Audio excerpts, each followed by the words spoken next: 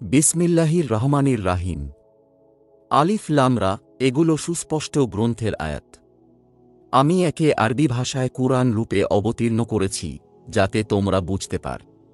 আমি তোমার নিকট উত্তম কাহিনী বর্ণনা করেছি, যেমতে আমি এ কুরআন তোমার নিকট অবতীর্ণ করেছি। তুমি এর আগে অবশ্যই এ ব্যাপারে অনবহিতদের অন্তর্ভুক্ত ছিলে। যখন ইউসুফ পিতাকে বলল, পিতা, আমি স্বপ্নে দেখেছি 11টি নক্ষত্রকে, সূর্যকে এবং চন্দ্রকে।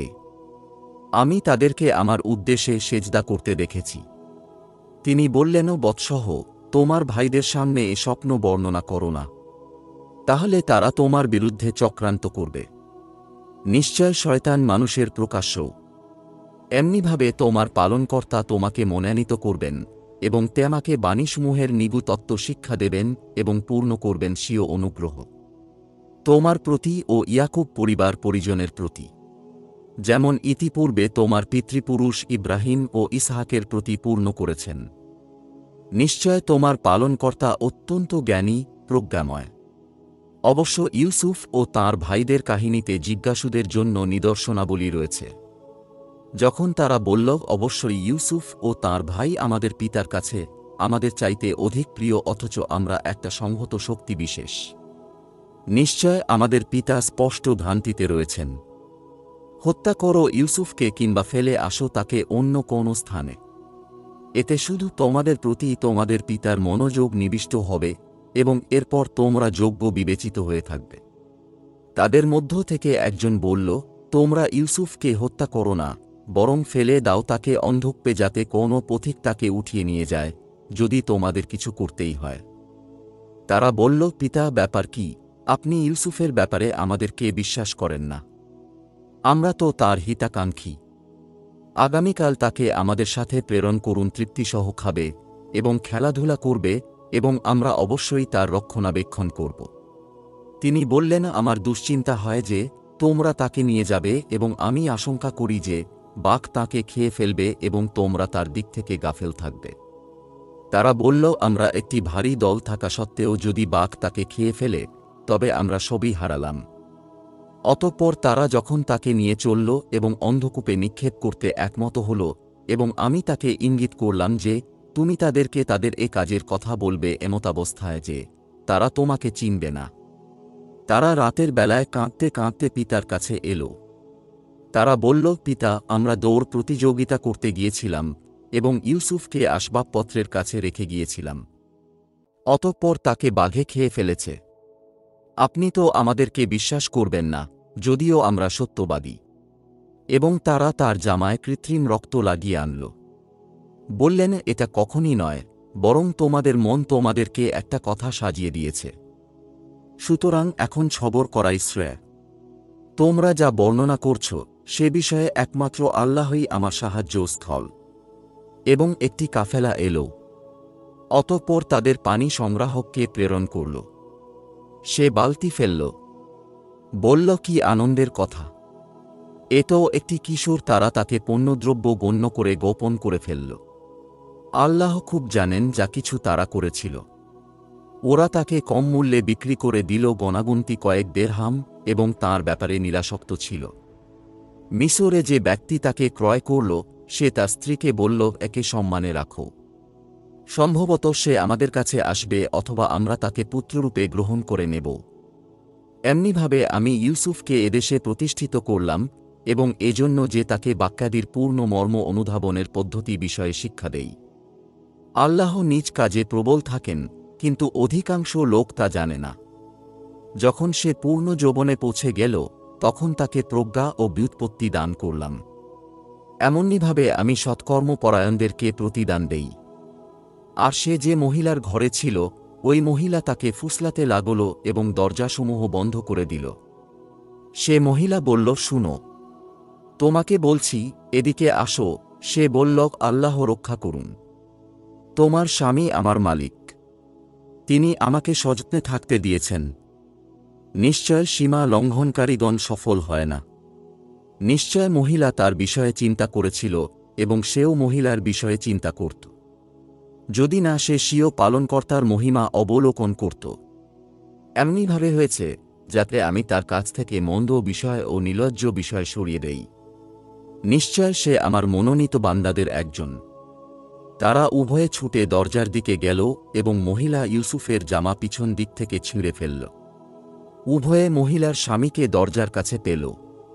মহিলা বলল, যে ব্যক্তি তোমার পরিজনের সাথে কুকর্মের ইচ্ছা করে তাকে কারাগারে পাঠানো অথবা অন্য কোনো যন্ত্রণাদায়ক শাস্তি দেয়া ছাড়া তার আর কি শাস্তি হতে পারে? ইউসুফ আলাইহিস সালাম বললেন, সেই আমাকে আত্মসংবরণ না করতে ফুসলিয়েছে।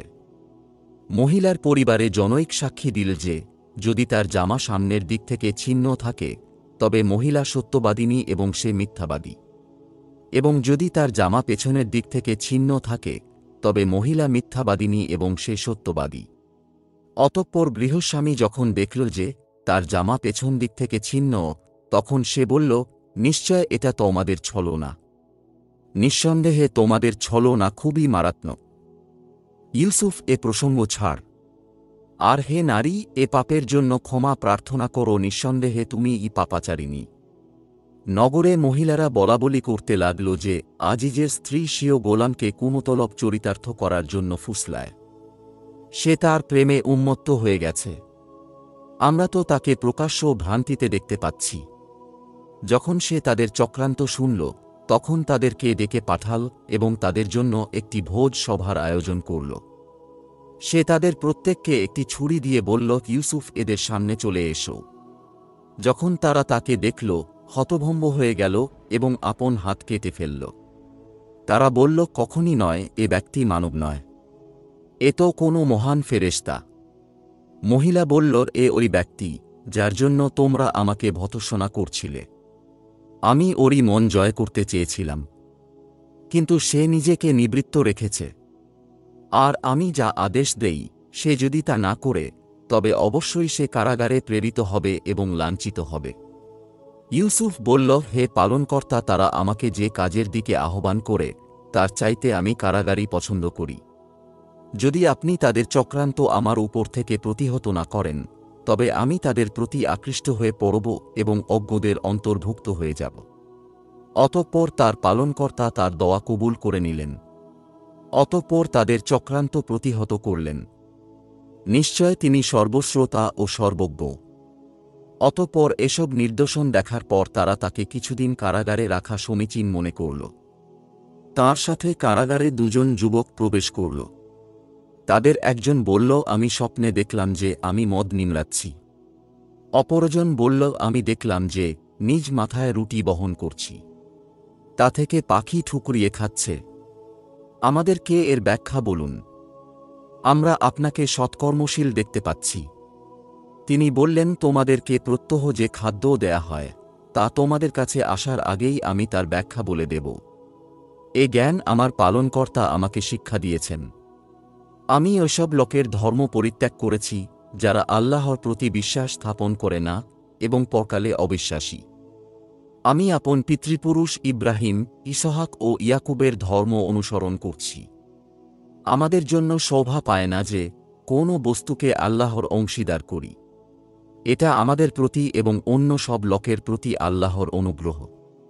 কিন্তু অধিকাংশ লোক অনুগ্রহ স্বীকার করে না। হে কারাগারের সঙ্গীরা, পৃথক পৃথক অনেক উপাস্য ভালো না পরাক্রমশালী এক আল্লাহ, তোমরা আল্লাহকে ছেড়ে নিছক কতগুলো নামের এবাদত করো, সেগুলো তোমরা এবং তোমাদের বাপ দাদারা সাব্যস্ত করে নিয়েছে। আল্লাহ এদের কোনো প্রমাণ অবতীর্ণ করেননি। আল্লাহ ছাড়া কারো বিধান দেবার ক্ষমতা নেই। তিনি আদেশ দিয়েছেন যে তিনি ব্যতীত অন্য কারো এবাদত করো না। এটাই সরল পথ, কিন্তু অধিকাংশ লোক তা জানে না। হে কারাগারের সঙ্গীরা, তোমাদের একজন আপন প্রভুকে মদ্যপান করাবে এবং দ্বিতীয়জন তাকে শুলে চড়ানো হবে। অতঃপর তার মস্তক থেকে পাখি আহার করবে। তোমরা যে বিষয়ে জানার আগ্রহী তার সিদ্ধান্ত হয়ে গেছে। যে ব্যক্তি সম্পর্কে ধারণা ছিল যে সে মুক্তি পাবে, তাকে ইউসুফ বলে দিল আপন প্রভুর কাছে আমার আলোচনা করবে। অতঃপর শয়তান তাকে প্রভুর কাছে আলোচনার কথা ভুলিয়ে দিল। ফলে তাঁকে কয়েক বছর কারাগারে থাকতে হল। বাদশাহ বলল, আমি স্বপ্নে দেখলাম 7টি মোটাতাজা গাভী এদেরকে 7টি শীর্ণ গাভী খেয়ে যাচ্ছে এবং 7টি সবুজ শীর্ষ ও অন্যগুলো শুষ্ক। হে পরিষদবর্গ, তোমরা আমাকে আমার স্বপ্নের ব্যাখ্যা বলো, যদি তোমরা স্বপ্নের ব্যাখ্যায় পারদর্শী হয়ে থাকো। তারা বলল, এটা কল্পনাপ্রসূত স্বপ্ন। এরূপ স্বপ্নের ব্যাখ্যা আমাদের জানা নেই। দুজন কারারুদ্ধের মধ্য থেকে যে ব্যক্তি মুক্তি পেয়েছিল এবং দীর্ঘকাল পর স্মরণ হলে, সে বলল, আমি তোমাদেরকে এর ব্যাখ্যা বলছি, তোমরা আমাকে প্রেরণ করো। সে তথায় পৌঁছে বলল, হে ইউসুফ, হে সত্যবাদী, 7টি মোটাতাজা গাভী তাদেরকে খাচ্ছে, 7টি শীর্ণ গাভী এবং 7টি সবুজ শীর্ষ ও অন্যগুলো শুষ্ক। আপনি আমাদেরকে এ স্বপ্ন সম্পর্কে পথনির্দেশ প্রদান করুন, যাতে আমি তাদের কাছে ফিরে গিয়ে তাদের অবগত করাতে পারি। ইউসুফ বলল, তোমরা 7 বছর উত্তম রূপে চাষাবাদ করবে। অতঃপর যা কাটবে তার মধ্যে যে সামান্য পরিমাণ তোমরা খাবে তা ছাড়া অবশিষ্ট শস্য শীর্ষ সমেত রেখে দেবে। এবং এরপরে আসবে দুর্ভিক্ষের 7 বছর। তোমরা এ দিনের জন্যে যা রেখেছিলে তা খেয়ে যাবে, কিন্তু অল্প পরিমাণ ব্যতীত, যা তোমরা তুলে রাখবে। এরপরেই আসবে 1 বছর, এতে মানুষের উপর বৃষ্টি বর্ষিত হবে এবং এতে তারা রস নিংড়াবে। বাদশাহ বলল, ফিরে যাও তোমাদের প্রভুর কাছে এবং জিজ্ঞেস করো তাকে ওই মহিলার স্বরূপ কি, যারা স্বীয় হস্ত কর্তন করেছিল। আমার পালনকর্তা তো তাদের ছলনা সবই জানেন। বাদশাহ মহিলাদেরকে বললেন, তোমাদের হাল হাকিকত কি যখন তোমরা ইউসুফকে আত্মসংবরণ থেকে ফুসলিয়েছিলে? তারা বলল, আল্লাহ মহান, আমরা তার সম্পর্কে মন্দ কিছু জানি না। আজিজ পত্নী বলল, এখন সত্য কথা প্রকাশ হয়ে গেছে। আমি তাকে আত্মসংবরণ থেকে ফুসলিয়েছিলাম এবং সে সত্যবাদী। ইউসুফ বললেন, এটা এজন্য যাতে আজিজ জেনে নেয় যে আমি গোপনে তার সাথে বিশ্বাসঘাতকতা করিনি। আরও এই যে আল্লাহ বিশ্বাসঘাতকদের প্রতারণাকে এগুতে দেন না। আমি নিজেকে নির্দোষ বলি না। নিশ্চয় মানুষের মন মন্দ কর্মপ্রবণ, কিন্তু সে নয় আমার পালনকর্তা যার প্রতি অনুগ্রহ করেন। নিশ্চয় আমার পালনকর্তা ক্ষমাশীল, দয়ালু। বাদশাহ বলল, তাকে আমার কাছে নিয়ে এসো, আমি তাকে নিজের বিশ্বস্ত সহচর করে রাখব। অতঃপর যখন তার সাথে মতবিনিময় করল, তখন বলল, নিশ্চয়ই আপনি আমার কাছে আজ থেকে বিশ্বস্ত হিসাবে মর্যাদার স্থান লাভ করেছেন। ইউসুফ বলল, আমাকে দেশের ধন ভাণ্ডারে নিযুক্ত করুন, আমি বিশ্বস্ত রক্ষক ও অধিক জ্ঞানবান। এমনিভাবে আমি ইউসুফকে সে দেশের বুকে প্রতিষ্ঠা দান করেছি। সে তথায় যেখানে ইচ্ছা স্থান করে নিতে পারত। আমি স্বীয় রহমত যাকে ইচ্ছা পৌঁছে দেই, এবং আমি পুণ্যবানদের প্রতিদান বিনষ্ট করি না, এবং ওই লোকদের জন্য পরকালে প্রতিদান উত্তম যারা ঈমান এনেছে ও সতর্কতা অবলম্বন করে। ইউসুফের ভ্রাতারা আগমন করল, অতঃপর তার কাছে উপস্থিত হল। সে তাদেরকে চিনল এবং তারা তাকে চিনল না। এবং সে যখন তাদেরকে তাদের রসদ প্রস্তুত করে দিল, তখন সে বলল, তোমাদের বৈমাত্রে ভাইকে আমার কাছে নিয়ে এসো। তোমরা কি দেখো না যে আমি পুরা মাপ দেই এবং মেহমানদেরকে উত্তম সমাদর করি? অতঃপর যদি তাকে আমার কাছে না আনো, তবে আমার কাছে তোমাদের কোনো বরাদ্দও নেই এবং তোমরা আমার কাছে আসতে পারবে না। তারা বলল, আমরা তার সম্পর্কে তার পিতাকে সম্মত করার চেষ্টা করব এবং আমাদেরকে এক কাজ করতেই হবে। এবং সে ভৃত্যদেরকে বলল, তাদের পণ্যমূল্য তাদের রসদপত্রের মধ্যে রেখে দাও, সম্ভবত তারা গৃহে পৌঁছে তা বুঝতে পারবে, সম্ভবত তারা পুনর্বার আসবে। তারা যখন তাদের পিতার কাছে ফিরে এলো, তখন বলল, হে আমাদের পিতা, আমাদের জন্য খাদ্য ও শস্যের বরাদ্দ নিষিদ্ধ করা হয়েছে। অতএব আপনি আমাদের ভাইকে আমাদের সাথে প্রেরণ করুন, যাতে আমরা খাদ্যশস্যের বরাদ্দ আনতে পারি, এবং আমরা অবশ্যই তার পুরোপুরি হেফাজত করব। বললেন, আমি তার সম্পর্কে তোমাদেরকে কি সে রূপ বিশ্বাস করব, যেমন ইতিপূর্বে তার ভাই সম্পর্কে বিশ্বাস করেছিলাম? অতএব আল্লাহ উত্তম হেফাজতকারী এবং তিনিই সর্বাধিক দয়ালু। এবং যখন তারা আসবাবপত্র খুলল, তখন দেখতে পেল যে তাদেরকে তাদের পণ্যমূল্য ফেরত দেয়া হয়েছে। তারা বলল, হে আমাদের পিতা, আমরা আর কি চাইতে পারি? এই আমাদের প্রদত্ত পণ্যমূল্য আমাদেরকে ফেরত দেয়া হয়েছে। এখন আমরা আবার আমাদের পরিবারবর্গের জন্যে রসদ আনব এবং আমাদের ভাইয়ের দেখাশোনা করব, এবং এক এক উটের বরাদ্দ খাদ্যশস্য আমরা অতিরিক্ত আনব। ওই বরাদ্দ সহজ। বললেন, তাকে ততক্ষণ তোমাদের সাথে পাঠাবো না যতক্ষণ তোমরা আমাকে আল্লাহর নামে অঙ্গীকার না দাও যে তাকে অবশ্যই আমার কাছে পৌঁছে দেবে, কিন্তু যদি তোমরা সবাই একান্তরই অসহায় না হয়ে যাও। অতঃপর যখন সবাই তাকে অঙ্গীকার দিল, তখন তিনি বললেন, আমাদের মধ্যে যা কথাবার্তা হল সে ব্যাপারে আল্লাহই মধ্যস্থ রইলেন। ইয়াকুব বললেন, হে আমার বৎসগণ, সবাই একই প্রবেশদ্বার দিয়ে যেও না, বরং পৃথক পৃথক দরজা দিয়ে প্রবেশ করো। আল্লাহর কোনো বিধান থেকে আমি তোমাদেরকে রক্ষা করতে পারি না। নির্দেশ আল্লাহরই চলে, তাঁরই উপর আমি ভরসা করি এবং তাঁরই উপর ভরসা করা উচিত ভরসাকারীদের। তারা যখন পিতার কথামতো প্রবেশ করল, তখন আল্লাহর বিধানের বিরুদ্ধে তা তাদের বাঁচাতে পারল না। কিন্তু ইয়াকুবের সিদ্ধান্তে তাঁর মনের একটি বাসনা ছিল, যা তিনি পূর্ণ করেছেন, এবং তিনি তো আমার শেখানো বিষয়ে অবগত ছিলেন। কিন্তু অনেক মানুষ অবগত নয়। যখন তারা ইউসুফের কাছে উপস্থিত হল, তখন সে আপন ভ্রাতাকে নিজের কাছে রাখল। বলল, নিশ্চয়ই আমি তোমার সহোদর, অতএব তাদের কৃতকর্মের জন্য দুঃখ করো না। অতঃপর যখন ইউসুফ তাদের রসদপত্র প্রস্তুত করে দিল, তখন পানপাত্র আপন ভাইয়ের রসদের মধ্যে রেখে দিল। অতঃপর একজন ঘোষক ডেকে বলল, হে কাফেলার লোকজন, তোমরা অবশ্যই চোর। তারা ওদের দিকে মুখ করে বলল, তোমাদের কি হারিয়েছে? তারা বলল, আমরা বাদশাহর পানপাত্র হারিয়েছি, এবং যে কেউ এটা এনে দেবে সে এক উটের বোঝা পরিমাণ মাল পাবে, এবং আমি এর জামিন। তারা বলল, আল্লাহর কসম, তোমরা তো জানো আমরা অনর্থ ঘটাতে এদেশে আসিনি এবং আমরা কখনো চোর ছিলাম না। তারা বলল, যদি তোমরা মিথ্যাবাদী হও, তবে যে চুরি করেছে তার কি শাস্তি? তারা বলল, এর শাস্তি এই যে, যার রসদপত্র থেকে তা পাওয়া যাবে, এর প্রতিদানে সে দাসত্বে যাবে। আমরা জালেমদেরকে এভাবেই শাস্তি দেই। অতঃপর ইউসুফ আপন ভাইদের থলের পূর্বে তাদের থলে তল্লাশি শুরু করলেন। অবশেষে সেই পাত্র আপন ভাইয়ের থলের মধ্য থেকে বের করলেন।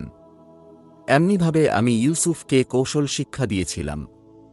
সে বাদশাহর আইনে আপন ভাইকে কখনো দাসত্বে দিতে পারত না। কিন্তু আল্লাহ যদি ইচ্ছা করেন, আমি যাকে ইচ্ছা মর্যাদায় উন্নীত করি, এবং প্রত্যেক জ্ঞানীর উপরে আছে অধিকতর এক জ্ঞানীজন। তারা বলতে লাগল, যদি সে চুরি করে থাকে, তবে তার এক ভাইও ইতিপূর্বে চুরি করেছিল। তখন ইউসুফ প্রকৃত ব্যাপার নিজের মনে রাখলেন এবং তাদেরকে জানালেন না। মনে মনে বললেন, তোমরা লোক হিসাবে নিতান্ত মন্দ এবং আল্লাহ খুব জ্ঞাত রয়েছেন, যা তোমরা বর্ণনা করছ। তারা বলতে লাগল, হে আজিজ, তার পিতা আছেন, যিনি খুবই বৃদ্ধ বয়স্ক। সুতরাং আপনি আমাদের একজনকে তার বদলে রেখে দিন। আমরা আপনাকে অনুগ্রহশীল ব্যক্তিদের একজন দেখতে পাচ্ছি। তিনি বললেন, যার কাছে আমরা আমাদের মাল পেয়েছি, তাকে ছাড়া আর কাউকে গ্রেপ্তার করা থেকে আল্লাহ আমাদের রক্ষা করুন। তাহলে তো আমরা নিশ্চিতই অন্যায়কারী হয়ে যাব। অতঃপর যখন তারা তার কাছ থেকে নিরাশ হয়ে গেল, তখন পরামর্শের জন্য এখানে বসল। তাদের জ্যেষ্ঠ ভাই বলল, তোমরা কি জানো না যে পিতা তোমাদের কাছ থেকে আল্লাহর নামে অঙ্গীকার নিয়েছেন এবং পূর্বে ইউসুফের ব্যাপারেও তোমরা অন্যায় করেছ? অতএব আমি তো কিছুতেই এদেশ ত্যাগ করব না, যে পর্যন্ত না পিতা আমাকে আদেশ দেন অথবা আল্লাহ আমার পক্ষে কোনো ব্যবস্থা করে দেন। তিনিই সর্বোত্তম ব্যবস্থাপক। তোমরা তোমাদের পিতার কাছে ফিরে যাও এবং বলো, পিতা আপনার ছেলে চুরি করেছে। আমরা তাই বলে দিলাম, যা আমাদের জানা ছিল এবং অদৃশ্য বিষয়ের প্রতি আমাদের লক্ষ্য ছিল না। জিজ্ঞেস করুন ওই জনপদের লোকদেরকে যেখানে আমরা ছিলাম, এবং ওই কাফেলাকে যাদের সাথে আমরা এসেছি। নিশ্চিতই আমরা সত্য বলছি। তিনি বললেন, কিছুই না, তোমরা মনগড়া একটি কথা নিয়েই এসেছ। এখন ধৈর্য ধারণই উত্তম। সম্ভবত আল্লাহ তাদের সবাইকে একসঙ্গে আমার কাছে নিয়ে আসবেন। তিনি সুবিজ্ঞ, প্রজ্ঞাময়। এবং তাদের দিক থেকে তিনি মুখ ফিরিয়ে নিলেন এবং বললেন, হায় আফসোস ইউসুফের জন্য। এবং দুঃখে তাঁর চক্ষুদ্বয় সাদা হয়ে গেল, এবং অসহনীয় মনস্তাপে তিনি ছিলেন ক্লিষ্ট। তারা বলতে লাগল, আল্লাহর কসম, আপনি তো ইউসুফের স্মরণ থেকে নিবৃত হবেন না, যে পর্যন্ত মরণপন্ন না হয়ে যান কিংবা মৃতবরণ না করেন। তিনি বললেন, আমি তো আমার দুঃখ ও স্থিরতা আল্লাহর সমীপেই নিবেদন করছি, এবং আল্লাহর পক্ষ থেকে আমি যা জানি তা তোমরা জানো না। বৎসহগণ, যাও, ইউসুফ ও তার ভাইকে তালাশ করো এবং আল্লাহর রহমত থেকে নিরাশ হয়ো না। নিশ্চয় আল্লাহর রহমত থেকে কাফের সম্প্রদায় ব্যতীত অন্য কেউ নিরাশ হয় না। অতঃপর যখন তারা ইউসুফের কাছে পৌঁছাল তখন বলল, হে আজিজ, আমরা ও আমাদের পরিবারবর্গ কষ্টের সম্মুখীন হয়ে পড়েছি এবং আমরা অপর্যাপ্ত পুঁজি নিয়ে এসেছি। অতএব আপনি আমাদের পুরোপুরি বরাদ্দ দিন এবং আমাদেরকে দান করুন। আল্লাহ দাতাদেরকে প্রতিদান দিয়ে থাকেন। ইউসুফ বললেন, তোমাদের জানা আছে কি যা তোমরা ইউসুফ ও তার ভাইয়ের সাথে করেছ? যখন তোমরা অপরিণামদর্শী ছিলে, তারা বলল, তবে কি তুমি ইউসুফ? বললেন, আমি ইউসুফ এবং এ হল আমার সহোদর ভাই। আল্লাহ আমাদের প্রতি অনুগ্রহ করেছেন। নিশ্চয় যে তাকওয়া অবলম্বন করে এবং সবর করে আল্লাহ এহেন সৎকর্মশীলদের প্রতিদান বিনষ্ট করেন না। তারা বলল, আল্লাহর কসম, আমাদের চাইতে আল্লাহ তোমাকে পছন্দ করেছেন এবং আমরা অবশ্যই অপরাধী ছিলাম। ইউসুফ বললেন, আজ তোমাদের বিরুদ্ধে কোনো অভিযোগ নেই। আল্লাহ তোমাদেরকে ক্ষমা করুন। তিনি সব মেহেরবানদের চাইতে অধিক মেহেরবান। তোমরা আমার এ জামাটি নিয়ে যাও। এটি আমার পিতার মুখমণ্ডলের উপর রেখে দিও, এতে তাঁর দৃষ্টিশক্তি ফিরে আসবে। আর আমাদের পরিবারবর্গের সবাইকে আমার কাছে নিয়ে এসো। যখন কাফেলা রওনা হল, তখন তাদের পিতা বললেন, যদি তোমরা আমাকে অপ্রকৃতিস্থ না বয়ে, তবে বলি আমি নিশ্চিতরূপেই ইউসুফের গন্ধ পাচ্ছি। লোকেরা বলল, আল্লাহর কসম, আপনি তো সেই পুরানো ভ্রান্তিতেই পড়ে আছেন। অতঃপর যখন সুসংবাদ দাতা পৌঁছাল, সে জামাটি তাঁর মুখে রাখল। অমনি তিনি দৃষ্টিশক্তি ফিরে পেলেন। বললেন, আমি কি তোমাদেরকে বলিনি যে আমি আল্লাহর পক্ষ থেকে যা জানি তোমরা তা জানো না? তারা বলল, পিতা, আমাদের অপরাধ ক্ষমা করুন। নিশ্চয় আমরা অপরাধী ছিলাম। বললেন, সত্তরই আমি পালনকর্তার কাছে তোমাদের জন্য ক্ষমা চাইব। নিশ্চয় তিনি ক্ষমাশীল, দয়ালু। অতঃপর যখন তারা ইউসুফের কাছে পৌঁছাল, তখন ইউসুফ পিতা মাতাকে নিজের কাছে জায়গা দিলেন এবং বললেন, আল্লাহ চাহেন তো শান্তিচিত্তে মিশরে প্রবেশ করুন। এবং তিনি পিতা মাতাকে সিংহাসনের উপর বসালেন এবং তারা সবাই তাঁর সামনে সেজদাবন্ত হল। তিনি বললেন, পিতা, এ হচ্ছে আমার ইতিপূর্বেকার স্বপ্নের বর্ণনা। আমার পালনকর্তা একে সত্যে পরিণত করেছেন এবং তিনি আমার প্রতি অনুগ্রহ করেছেন। আমাকে জেল থেকে বের করেছেন এবং আপনাদেরকে গ্রাম থেকে নিয়ে এসেছেন, শয়তান আমার ও আমার ভাইদের মধ্যে কলহ সৃষ্টি করে দেয়ার পর। আমার পালনকর্তা যা চান কৌশলে সম্পন্ন করেন। নিশ্চয় তিনি বিজ্ঞ, প্রজ্ঞাময়। হে পালনকর্তা, আপনি আমাকে রাষ্ট্রক্ষমতাও দান করেছেন এবং আমাকে বিভিন্ন তাৎপর্যসহ ব্যাখ্যা করার বিদ্যা শিখিয়ে দিয়েছেন। হে নভমণ্ডল ও ভূমণ্ডলের স্রষ্টা, আপনি আমার কাজ নির্বাহী ইহকাল ও পরকালে। আমাকে ইসলামের উপর মৃত্যুদান করুন এবং আমাকে স্বজনদের সাথে মিলিত করুন। এগুলো অদৃশ্যের খবর আমি আপনার কাছে প্রেরণ করি। আপনি তাদের কাছে ছিলেন না যখন তারা স্বীয় কাজ সাব্যস্ত করছিল এবং চক্রান্ত করছিল। আপনি যতই চান, অধিকাংশ লোক বিশ্বাসকারী নয়। আপনি এর জন্য তাদের কাছে কোনো বিনিময় চান না। এটা তো সারা বিশ্বের জন্য উপদেশ বই নয়। অনেক নির্দেশন রয়েছে নভমণ্ডলে ও ভূমণ্ডলে, যেগুলোর উপর দিয়ে তারা পথ অতিক্রম করে এবং তারা এসবের দিকে মনোনিবেশ করে না। অনেক মানুষ আল্লাহর প্রতি বিশ্বাস স্থাপন করে কিন্তু সাথে সাথে শিরকও করে। তারা কি নির্ভীক হয়ে গেছে এ বিষয়ে যে আল্লাহর আযাবের কোনো বিপদ তাদেরকে আবৃত করে ফেলবে অথবা তাদের কাছে হঠাৎ কিয়ামত এসে যাবে, অথচ তারা টেরও পাবে না? বলে দিন, এই আমার পথ। আমি আল্লাহর দিকে বুঝে সুঝে দাওয়াত দেই, আমি এবং আমার অনুসারীরা। আল্লাহ পবিত্র। আমি অংশীবাদীদের অন্তর্ভুক্ত নই। আপনার পূর্বে আমি যত জনকে রাসূল করে পাঠিয়েছি, তারা সবাই পুরুষই ছিল জনপদবাসীদের মধ্য থেকে। আমি তাঁদের কাছে ওহী প্রেরণ করতাম। তারা কি দেশ বিদেশ ভ্রমণ করে না, যাতে দেখে নিত কিরূপ পরিণতি হয়েছে তাদের যারা পূর্বে ছিল? সংযমকারীদের জন্য পরকালের আবাসই উত্তম। তারা কি এখনও বুঝে না? এমনকি যখন পয়গম্বরগণ নৈরাশ্য পতিত হয়ে যেতেন, এমনকি এরূপ ধারণা করতে শুরু করতেন যে তাদের অনুমান বুঝি মিথ্যায় পরিণত হওয়ার উপক্রম হয়েছিল, তখন তাদের কাছে আমার সাহায্য পৌঁছে। অতঃপর আমি যাদের চেয়েছি তারা উদ্ধার পেয়েছে। আমার শাস্তি অপরাধী সম্প্রদায় থেকে প্রতিহত হয় না। তাদের কাহিনীতে বুদ্ধিমানদের জন্য রয়েছে প্রচুর শিক্ষণীয় বিষয়। এটা কোনো মনগড়া কথা নয়, কিন্তু যারা বিশ্বাস স্থাপন করে তাদের জন্য পূর্বেকার কালামের সমর্থন এবং প্রত্যেক বস্তুর বিবরণ রহমত ও হেদায়েত।